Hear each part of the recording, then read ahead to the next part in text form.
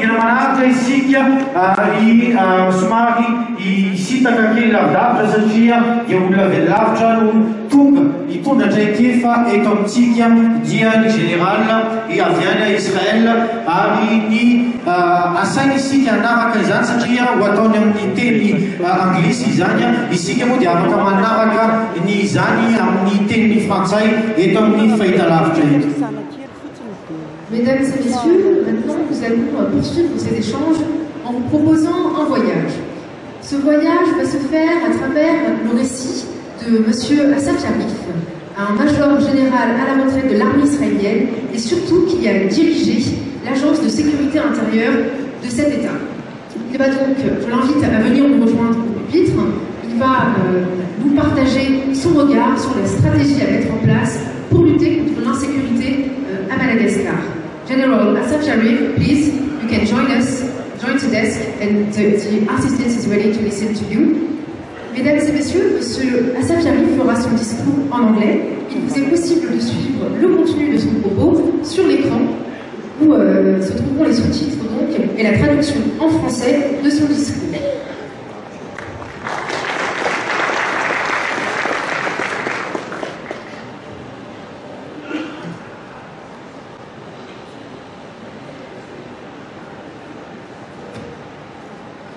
Thank you, Nashwat. Thank you, Michael. Unfortunately, I don't speak Malagasy and I don't speak French, so I will speak in English. Good afternoon, Mr. President. Good afternoon, everyone. Shalom from Israel. It's good to be here. My name is Assaf Yarif. I served 32 years in the Israeli Security Agency, also known as the Shin Bet.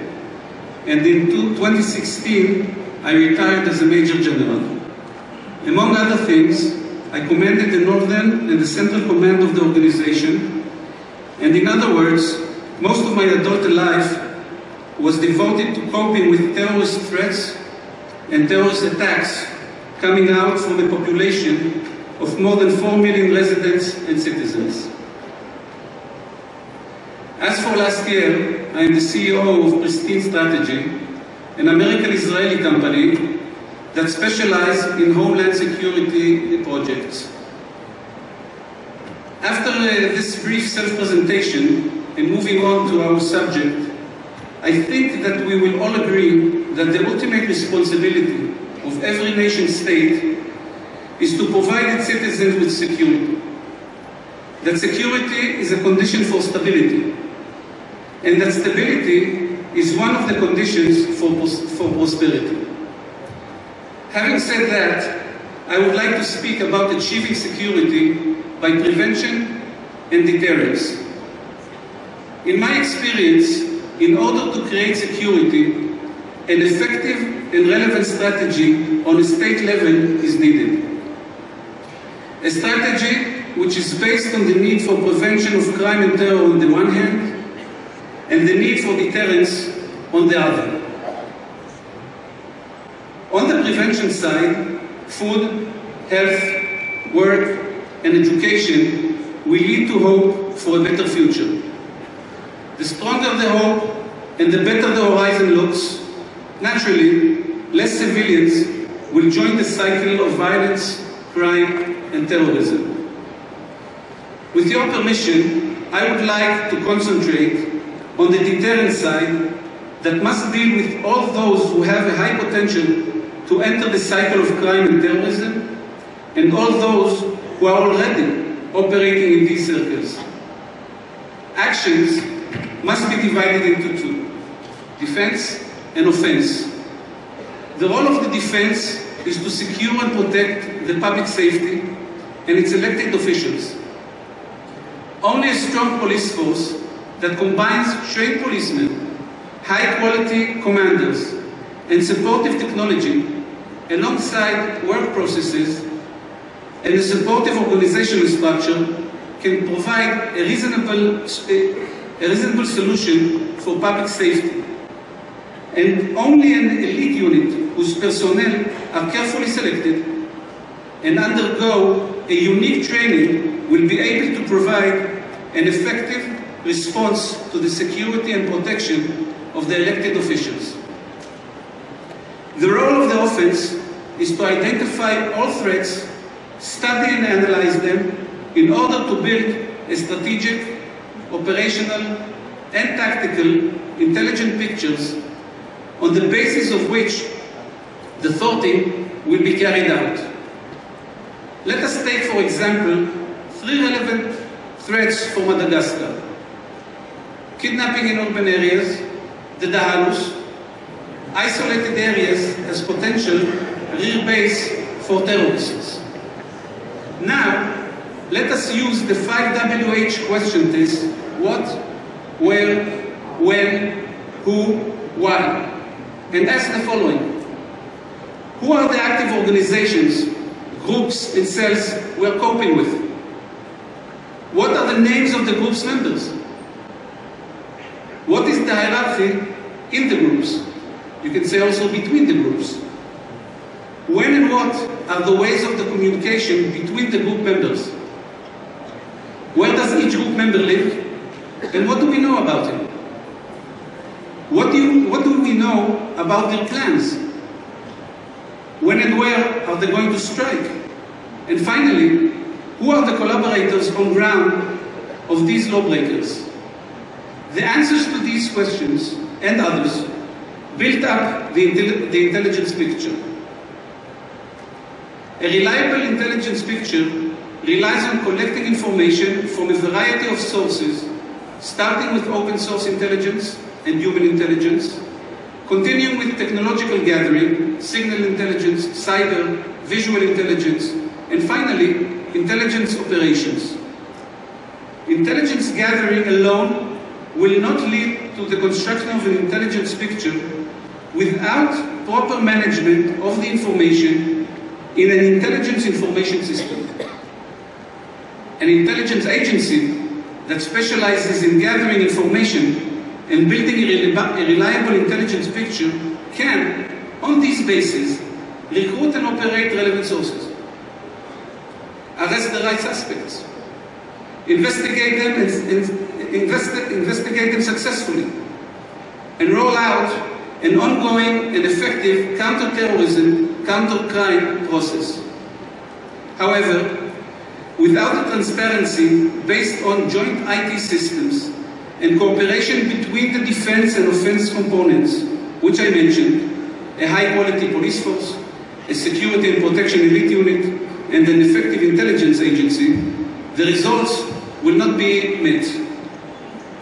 Effective deterrence, in the sense of not joining, out of fear, the circles of crime and terrorism, and abandoning these circles by others, will exist only when all law enforcement agencies participate in the foiling process, including the justice system and the courts of law. From them we expect very severe punishments for those convicted and an efficient prison system to keep the convicted lawbreakers away from society. Very easily said, but not easily done. There are no miracles in our line of work. However, I believe, and I know, that a simple vision, a clear strategy, and determination lead to results. The challenge at the level of a state is long and complex, and demands patience and balance between the two main components for achieving security: prevention and deterrence.